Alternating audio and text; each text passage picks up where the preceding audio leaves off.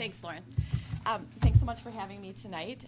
Stemina is a stem cell company, and we all know that stem cells are an interesting technology, but we're using them a little bit differently than you may be familiar with. We actually use human embryonic stem cells and cancer stem cells to discover biomarkers, small molecules, that we use for testing drugs or compounds for whether they will cause birth defects, for example, and then also as diagnostic tools. So the first side of our business actually is a developmental tox screen. So we look at whether or not drugs or compounds will cause birth defects. We have then on the other side of our business diagnostic biomarkers, and we're just about to embark on a collaborative project for diagnosing autism using small molecules that were discovered originally in neural cells made from human embryonic stem cells and then translated to actual tissue, postmortem brain tissue of autistic children versus their age-matched controls. So on the first side of our business, we're actually driving revenue now. We have signed 2 contracts in the first quarter, one with BMS and one with Pioneer. I'm pleased to say, after 2009, where we had so many stops where people were saying, if we only had research budget, but we have a freeze on new spending and research projects, we are seeing some of that free up in the first quarter. So we're really pleased about that. We've also been able to translate our birth defect screen to a high throughput format, and we were actually at EPA and the National Institutes for Environmental Health and Safety on Thursday and Friday last week.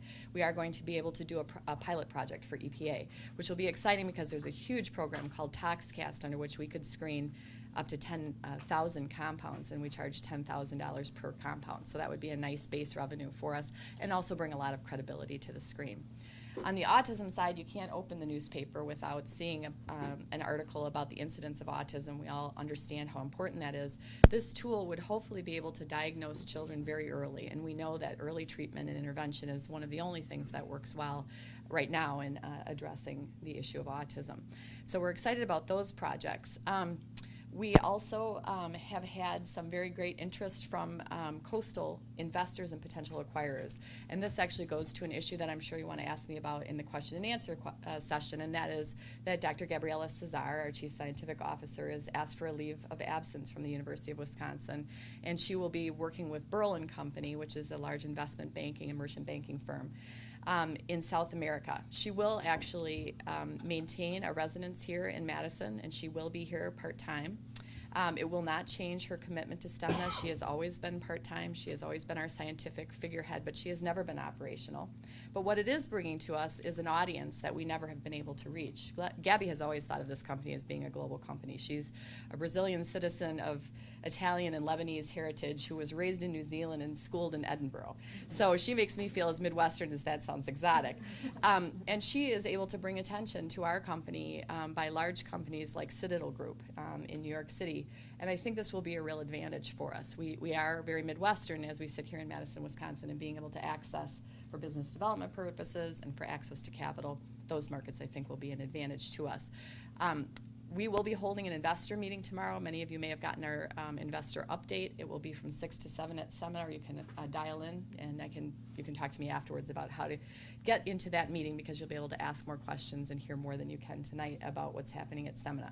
But lots of good things are happening. We really are seeing a conversion of the technology to actual licenses and revenues, which we're pleased about.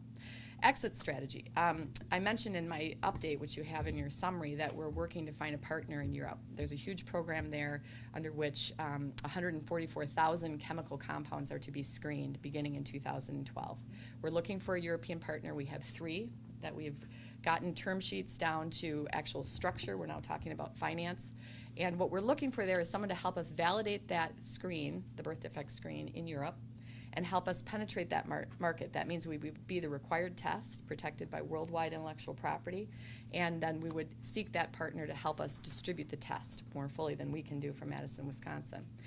We think the likely exit strategy for us is an acquisition by a large contract research organization like a Covance, who is one of the people that we're talking to.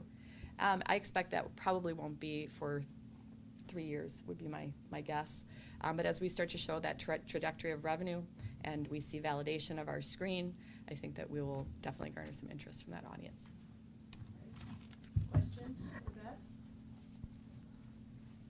One of the things you shared with me about Gabby's new role is that she was making a presentation, I guess, for Burrell and met people at DuPont, and then they flew out with a team and you signed a deal with them. Yes, we did. That was a in the very first quarter. exciting additional business development role that wasn't planned with her as a chief scientific That's right. And, that has always been the case with Gabby. She speaks and she goes into meetings, but I think this will bring us a different audience than we've been able to get through the university. And she will continue to be a faculty member at the university and speak on that capacity.